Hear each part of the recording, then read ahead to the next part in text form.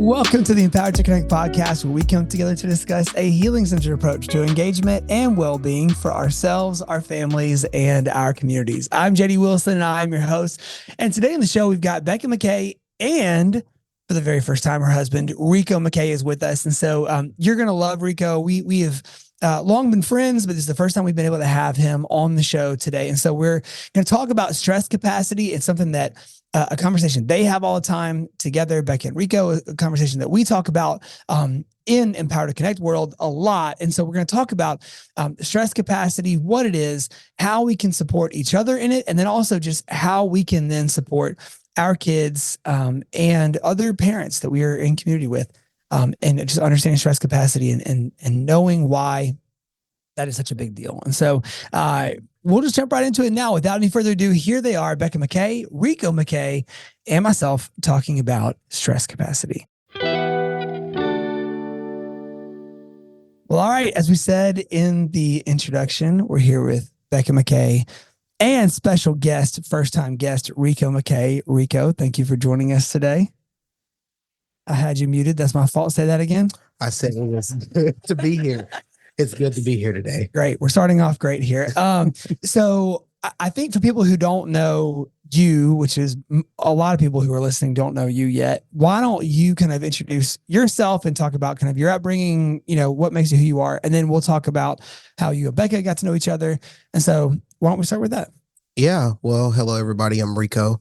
And as JD said, I am Becca's husband.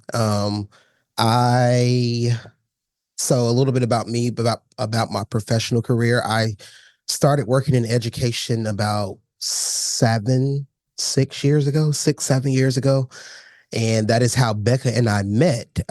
She was a school social worker, and at the time I was a assistant teacher. And Becca will never let me live down that on our first day of training, I was late. Extremely late. I was extremely late, and I still am an extremely late person. So, but right now, currently, I am a 5th grade ELA teacher here in the Memphis-Shelby County School District. I really enjoy my job. I get to work with kids from all different backgrounds and all different walks of life. And this class that I'm currently teaching right now has really made like an impact on me. So I really enjoy my job. So, all right. And so when we jump into this conversation about stress capacity, obviously so much of it has to do with our past, our background, just kind of our upbringing, our professional, status, all those things. So why don't you share kind of your background, your upbringing, you're not from Memphis, but from the Memphis area, and talk about your family growing up. Yeah, I am originally from Mississippi, but at the age of, I don't know how old I was, but I know I was in like 2nd grade, I moved to Kansas. So I spent all of my life in the Midwest, went to college in Kansas City. Oldest of 6? Oldest of 6 boys, have no sisters, all boys. So, and I was raised by my mom. My parents were divorced. So like I said, we moved there when I was in about 2nd or 3rd grade, and I was raised in Kansas my whole life. And I'm trying to think of a word that would describe my childhood.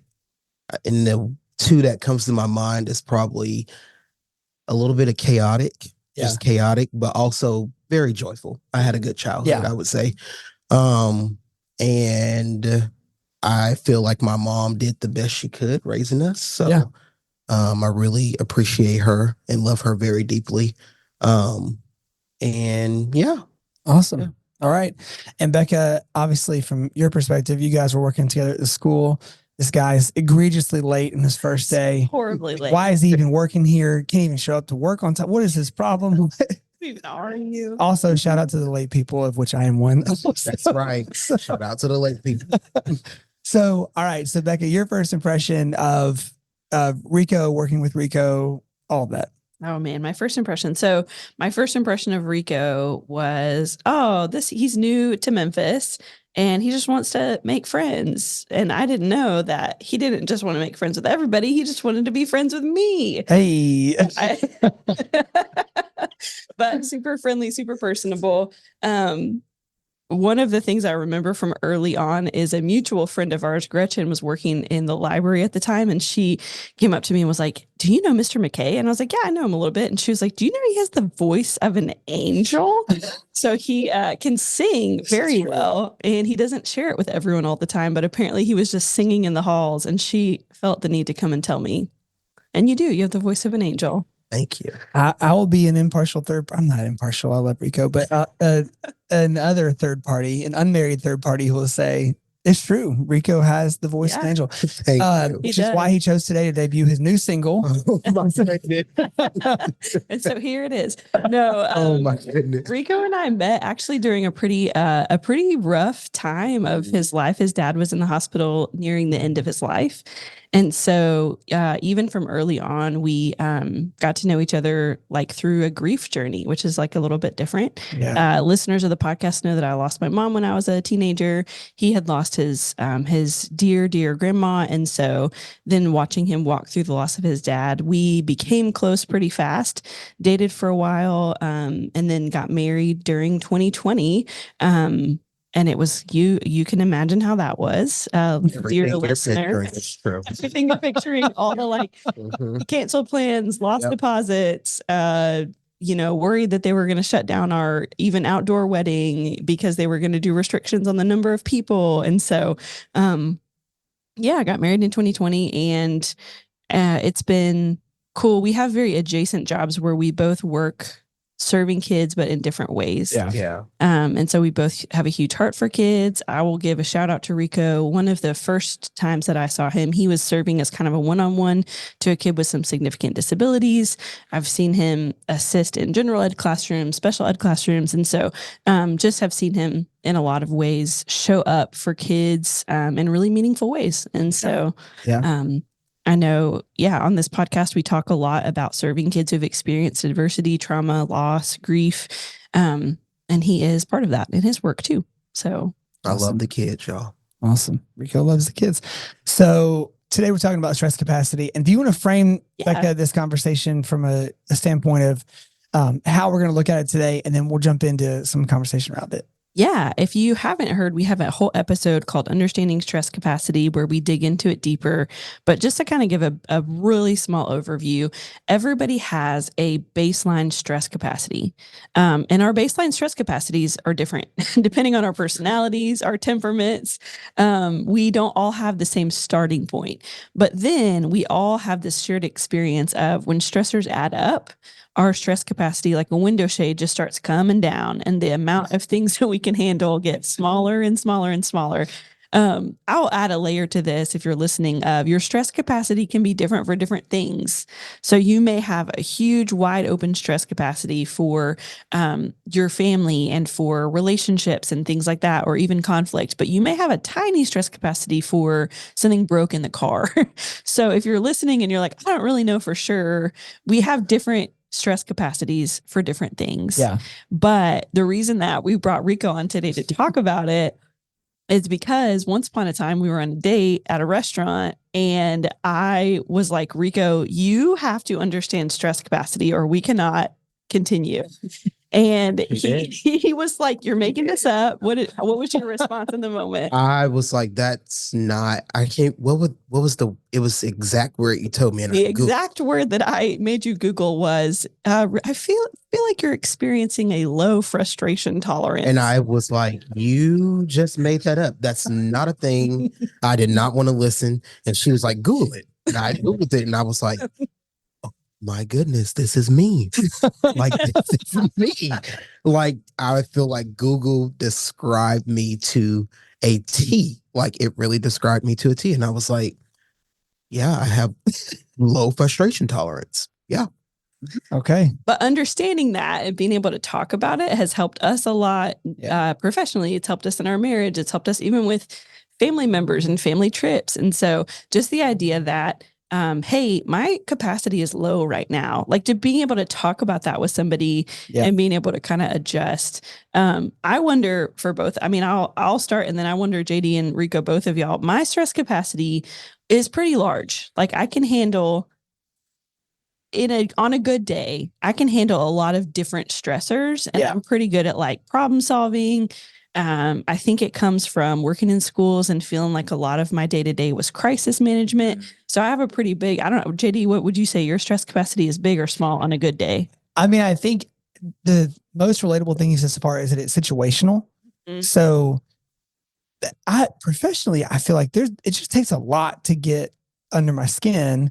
And so my stress capacity, I feel like at work is pretty large.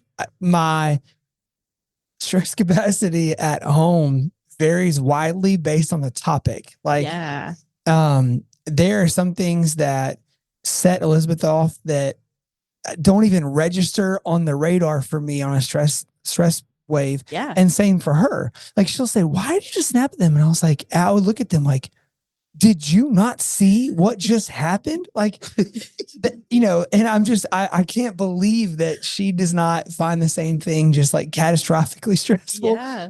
And so I think that's probably true for everybody. But for me, I noticed it's very different in different ways. When we started parenting, one of the things that she said at some point was, she was like, Elizabeth said, I just did not expect you to be such a like stressed out person parenting, because nothing stresses you out in regular life.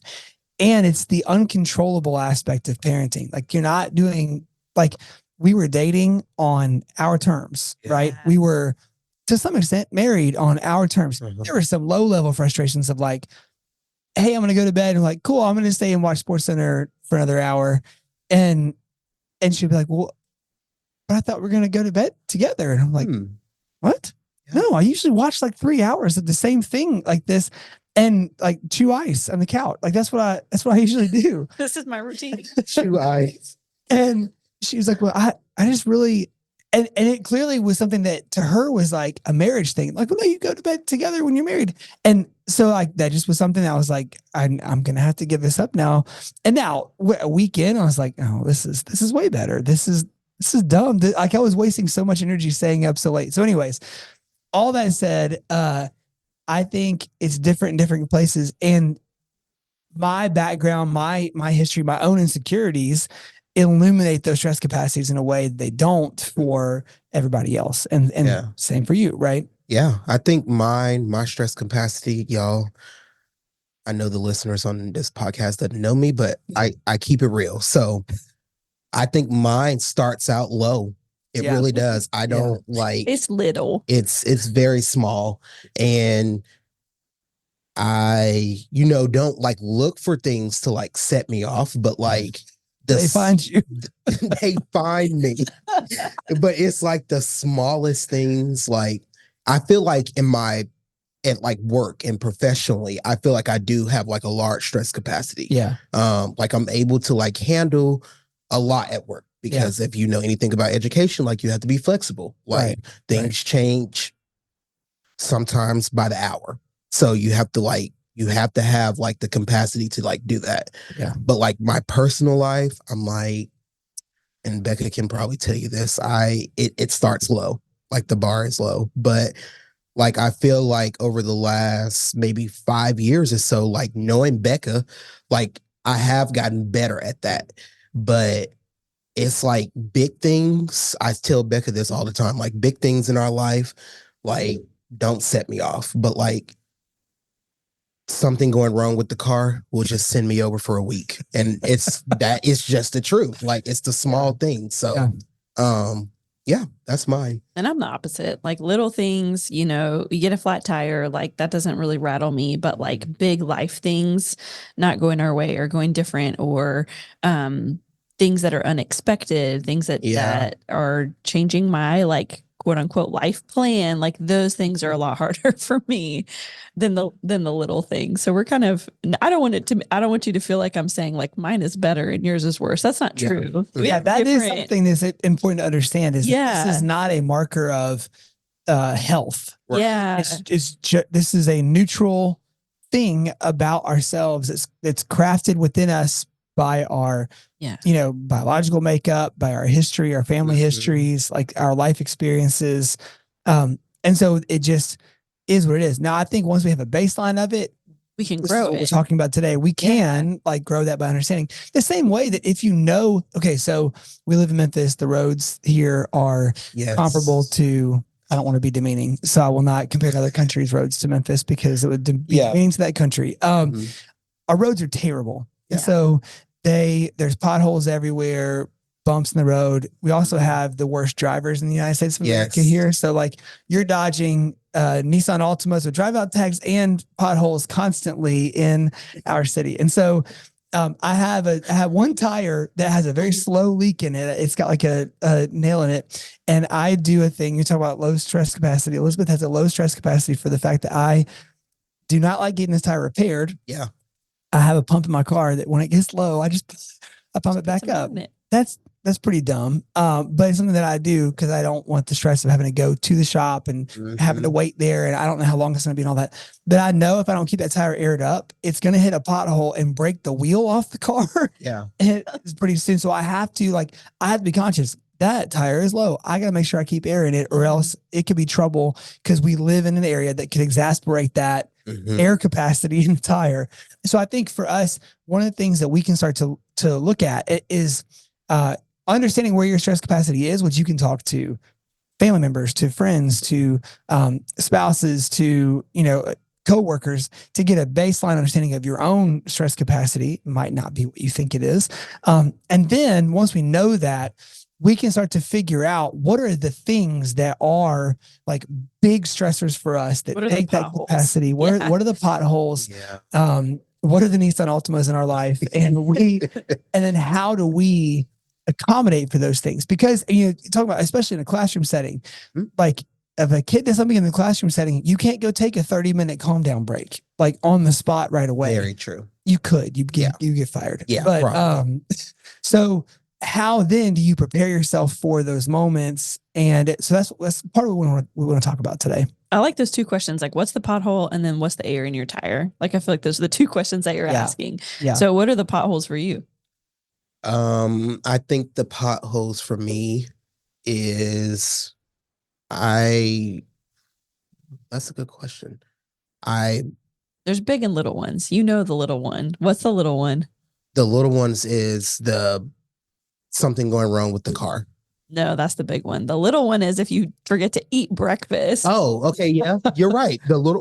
Okay, that is so true. The little ones is if I forget to eat breakfast. If you don't exercise, if you're not, if you're not taking care of I'm not taking care of my body. Right.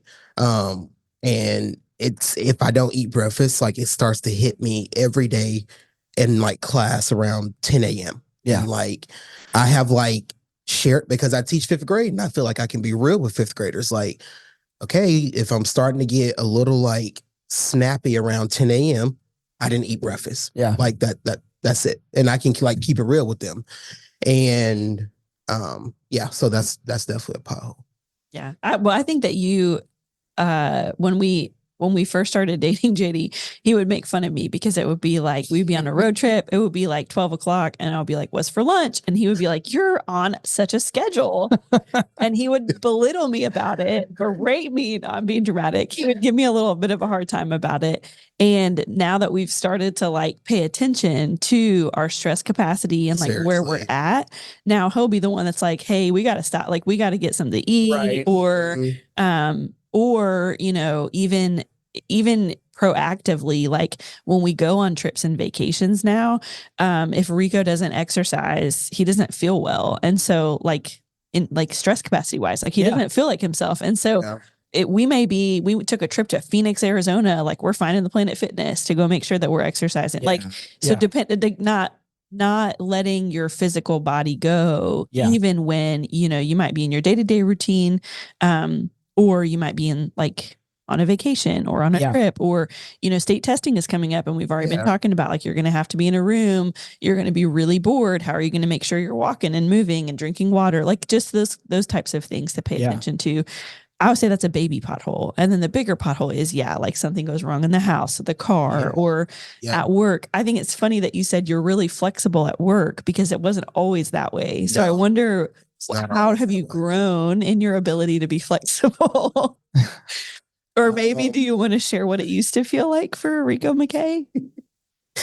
I feel like it used to feel like for me, I would just like fly off the handle at work. Like if something like didn't go the way that I thought it should go, or the way majority of people in the school thought it should go, I would let them know, but probably not in a kind way. You'd be the one to defend the honor of. I would be the one. Offended. Exactly. Yeah. Yes. Yeah. Such a nice way to say it, JD. That's a very nice way to say it. But now I feel like even like my coach at school, like she like knows me. Like if something like last week we had like a whole like thing that there was a lot of things that kept getting changed at work. And I was like, okay, like I'm not liking this right now. Like what can we do to like keep things steady for like the kids? And I feel like 5 years ago, that wouldn't have been me. I probably, like I said, would have just flew off the handle and been like, yeah. Mm-hmm. Just shared the opinion straight up instead of asking questions and getting curious. Exactly. I mean, it's really interesting for me, and I'll speak more to like the home context, like when, for our dynamic at home, we have 4 kids. They're right now for a couple months out of the year, 2 of them are the same age. So they're 13, 11, and 6. And, there are things that each of our kids do that uniquely fill my bucket. And there are things that each of our kids do that uniquely kick holes in that bucket to make the water drain faster. And none of them are the same.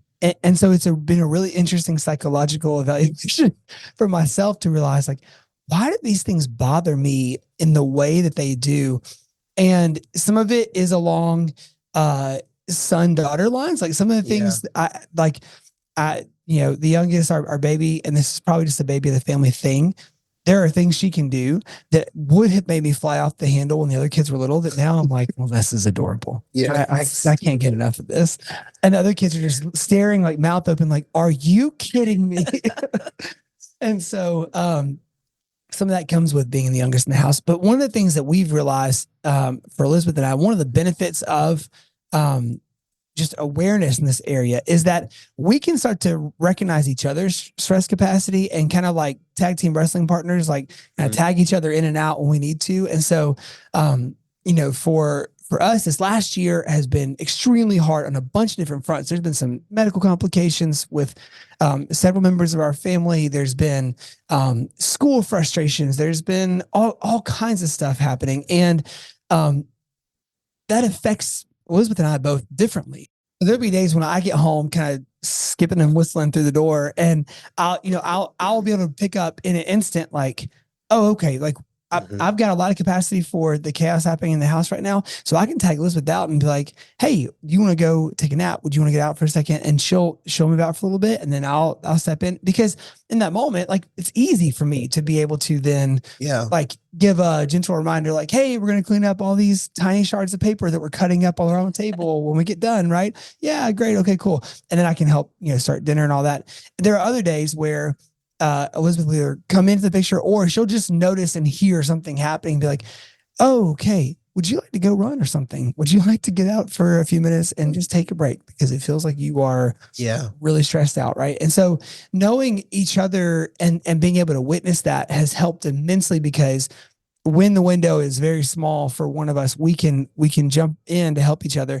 And then also it's helping to teach our kids. Like, if there's questions of like, well, how come dad isn't here right now? Elizabeth can say, well, look, he's just stressed right now, and we take care of each other. And so the same way, like, if you're having a hard time, we'll say, do you need to go to your room and like chill out for a minute, listen to music for a few minutes? Like, we're just taking care of each other and like helping each other to regulate. That's what we all are trying to do for each other, is we're trying to model for them, like, that being in a healthy relationship, and not just a healthy marital relationship, just a healthy relationship period, is we look out for each other, and we need to be able to help.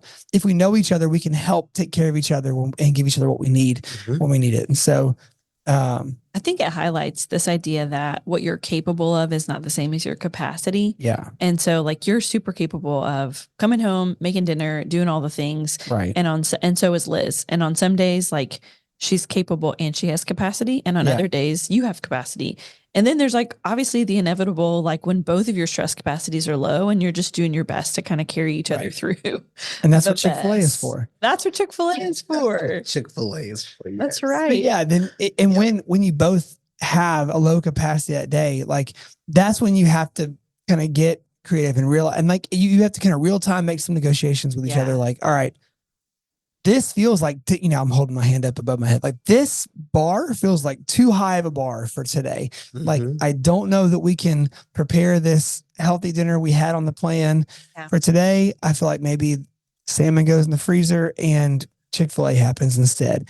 And, maybe we're also going to eat there so we don't have to clean up afterward. Maybe we're also going to eat there and let kids run the play place for a little bit to wear them out for a few minutes so we can come back home and just go straight into like bedtime routine. Like, we relied on that a lot when our kids were smaller if we needed to. And so, just knowing each other, knowing your situations. And then like when you're both in a low capacity, making whatever negotiations you need to be able to get through to a moment where you can have a break.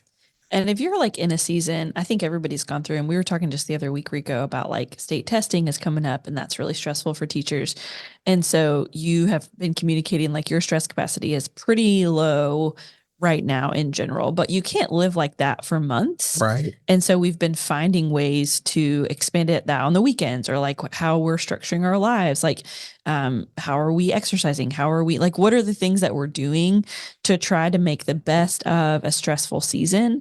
Not to make the best of a stressful season, how to weather the stressful season in a healthy way, and how to not let it become just like, okay, now it's a year later. We haven't really thought about it. We haven't really talked about it. And now all of a sudden, like we're biting each other's heads off because both of us have just worn to the bottom of our capacities. So I think like the second part of that original question, like how do you put air in the tire? Like what are the things that you do to expand your stress capacity? We've kind of mentioned it a bunch of times.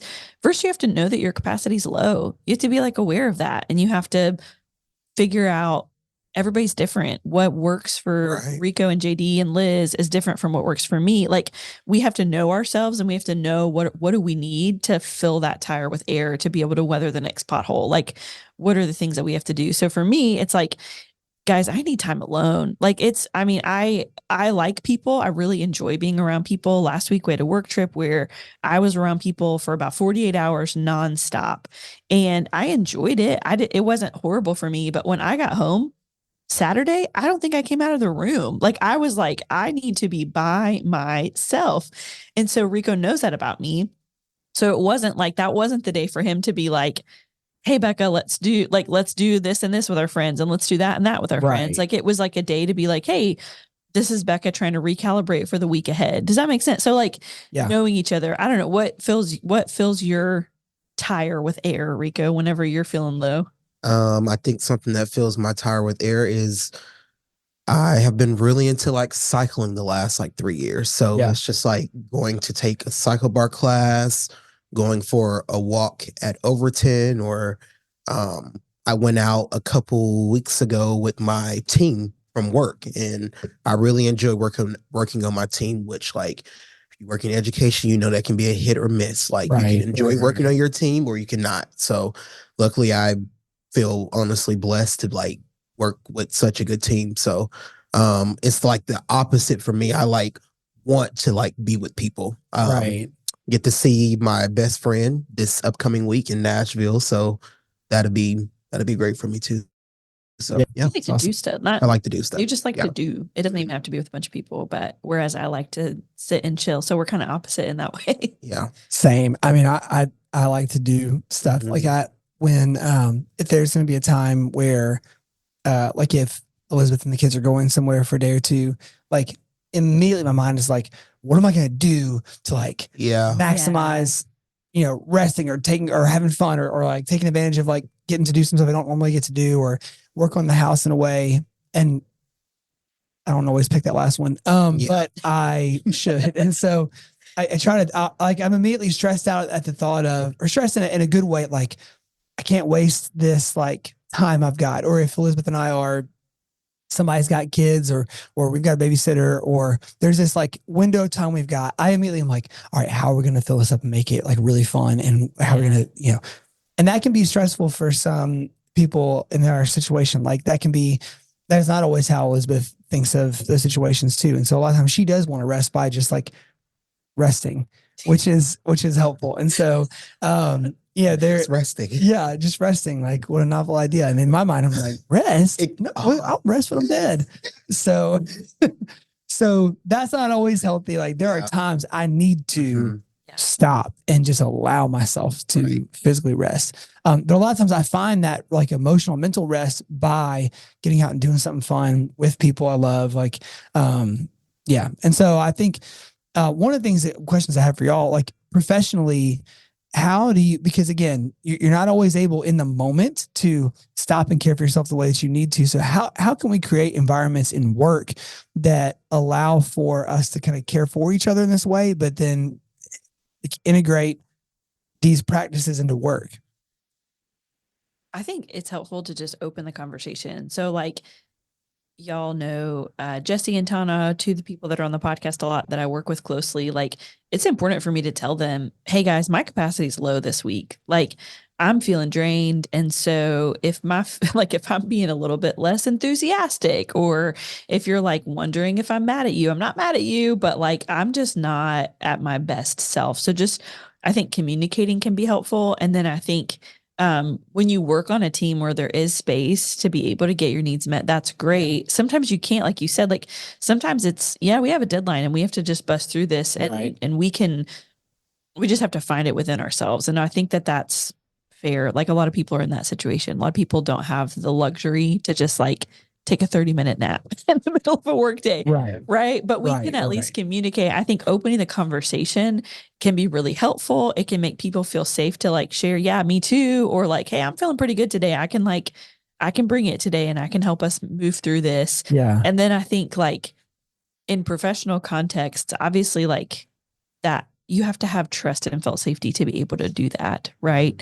So if you're in a workplace where your boss is not super understanding, are your coworkers understanding? Or if you're in a context like Rico, the district may not care that you have a low stress capacity, but your principal might, or your teammate might so you're not always in a context where like everyone cares, but the people that do, I just think open the conversation, talk about it, get comfortable sharing about it. What do you think?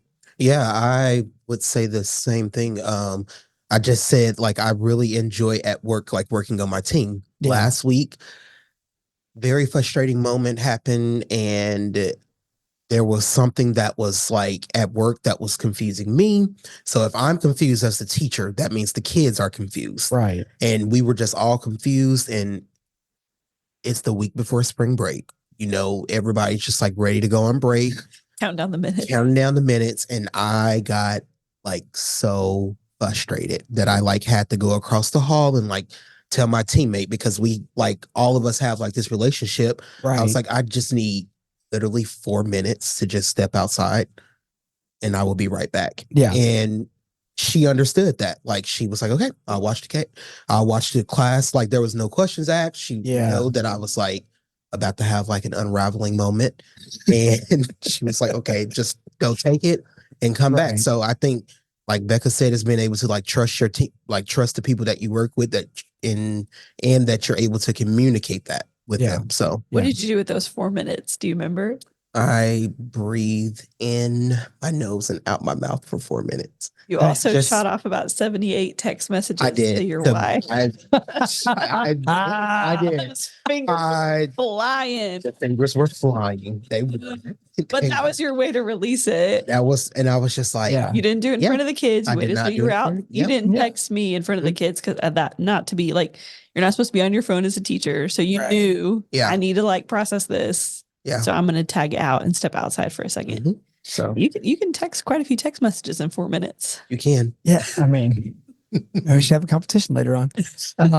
After you release your new single, we'll like have a competition. Okay. So I think one thing that I think about in this is like, I feel for some of our brothers and sisters who do not have the ability at work to pivot or in a moment work through.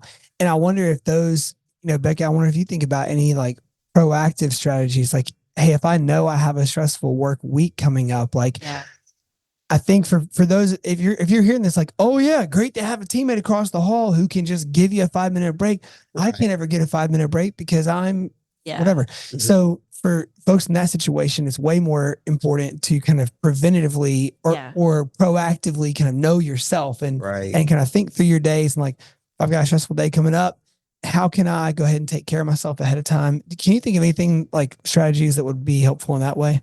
Oh man, I feel like a hypocrite because I'm so bad at this, but I think that boundaries are incredibly important in protecting your stress capacity and growing it. Yeah. So if you're in a stressful work season or it's a day or a year, saying yes to the things that fill your bucket, like you said earlier, and saying no to the things that drain your bucket outside of work. Yeah. And so you might, it might seem like you're being kind of mean to some of you might be like, no, now's not the time for me to do XYZ. Or maybe you're somebody who like really loves to help people, but now's the time to say, no, I can't babysit, or no, we can't go to the movies, or no, I can't come help you with your car, even though I am capable, even though I'm really good at that. Right. Right now, I am not doing super well. That's really hard to do because outside of work, you almost want to disconnect and be like, I'm a different person and I can do all the things that I want to do. Right. But if you're in a tough season, I think those boundaries being in place of like being aware of it and then taking steps like, okay, now's the time where I'm focusing on my energy and like investing in myself and meditating and praying and getting community and what fills me up so that I can weather the storm of like whatever the work season is.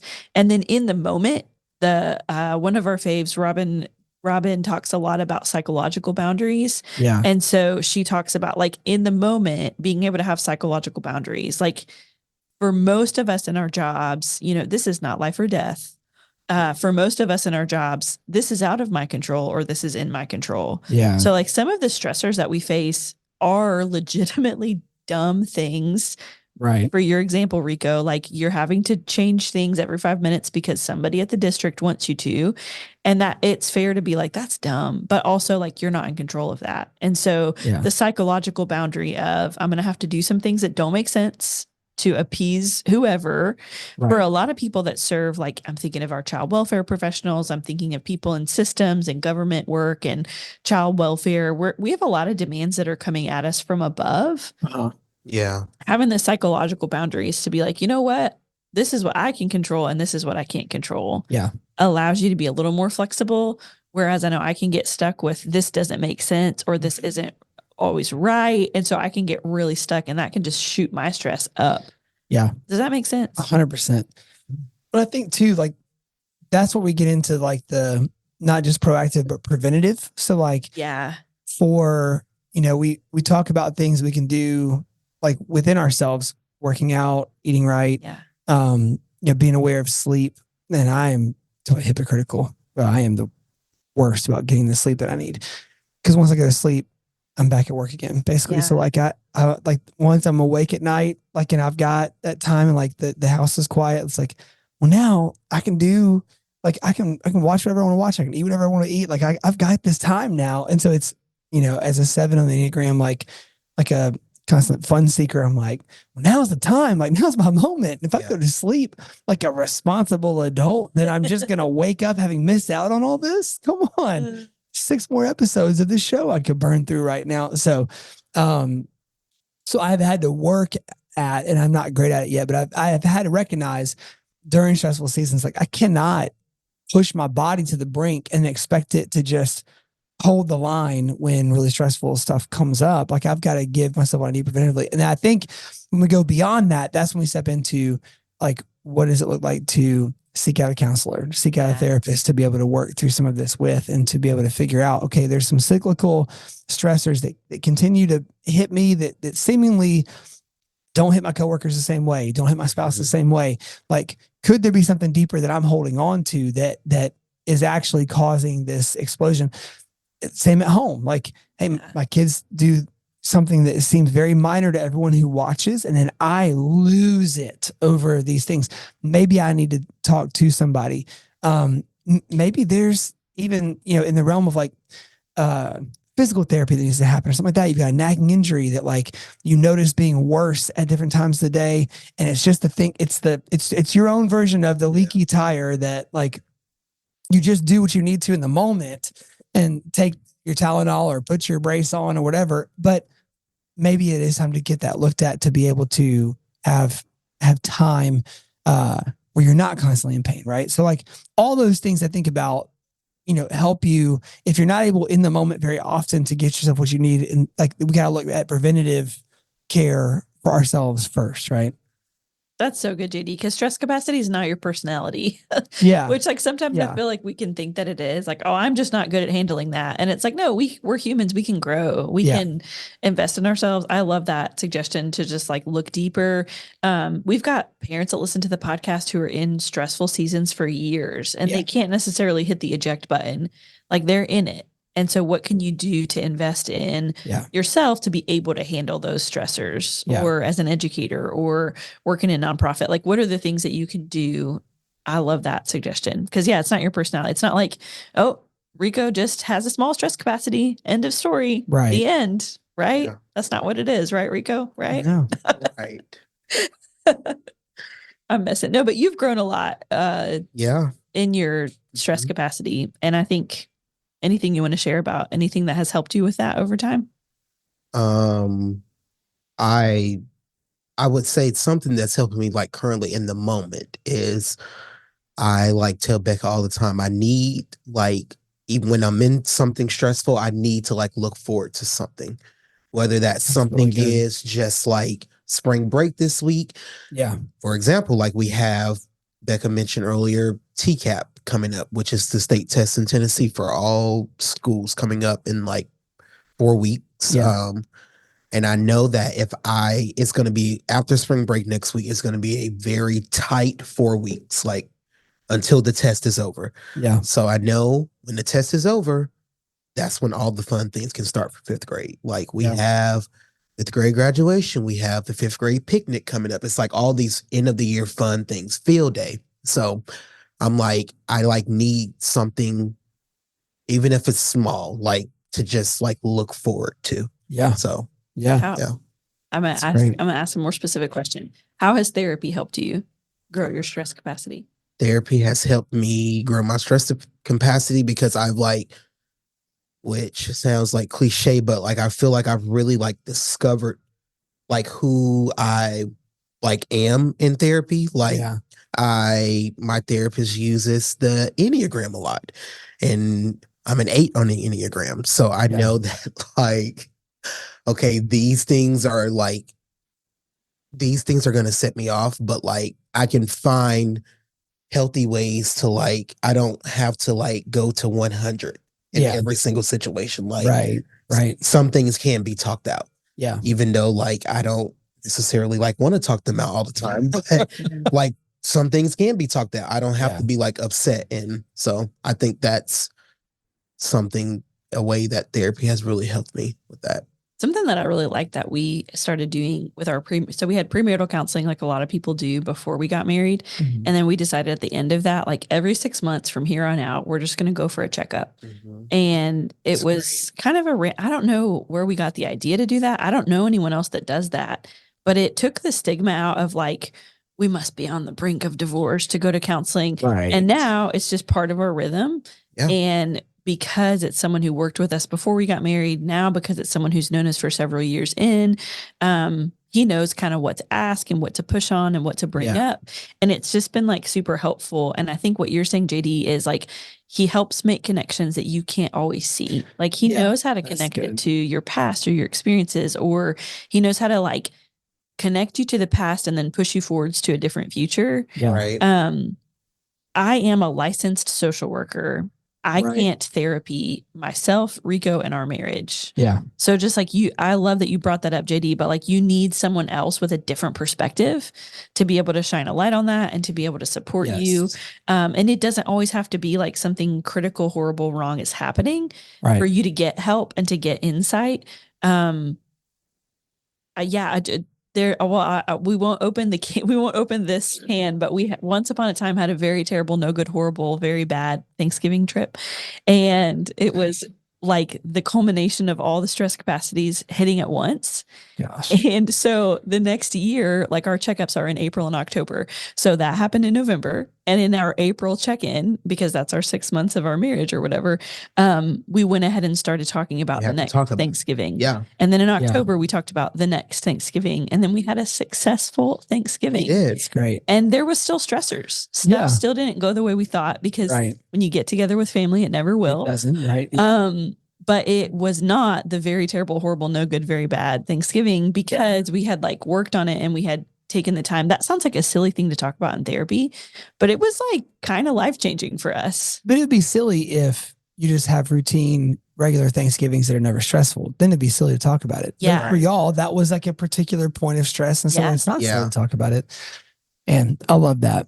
Yeah. So I think, you know, as we kind of put a bow on this conversation for the time being, I think know yourself, take care of yourself, and then don't consider yourself to know yourself if it's not verified from, you know, sources close to you, right? Because a lot of us, we have blind spots for our insecurities or shortcomings or weaknesses. And so know yourself, take care of yourself. And then, you know, let's all think preventatively about how we can like identify those small stress capacities and then grow them.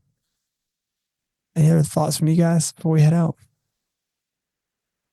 Thanks for being here today, Rico. It was great to be here. Yeah, glad to have you. Well, just a huge thank you to Rico and to Becca for joining us today and just being willing to share more of an insight into their personal lives. And just this conversation is a really important one for us as humans. This kind of goes beyond parenting, obviously. Within parenting, it's vital for you to understand your own stress capacity, just to ensure that as often as possible, you are not parenting your children out of stress, right? But it's also important for us to be able to understand it within the context of parenting, to teach our kids how to understand their stress capacity, how to know how to feed themselves, how to fill themselves up, and how to watch out for those kind of potholes in the road, so to speak. So just really love Rico, really love Becca, grateful for them, and grateful for you listening to us again. So for everybody here at ETC, for Kyle Wright, who edits and engineers all of our audio, for Tad Jewett, the creator of the music behind the Empowered to Connect podcast, I'm JD Wilson, and we will see you next week on the Empowered to Connect podcast.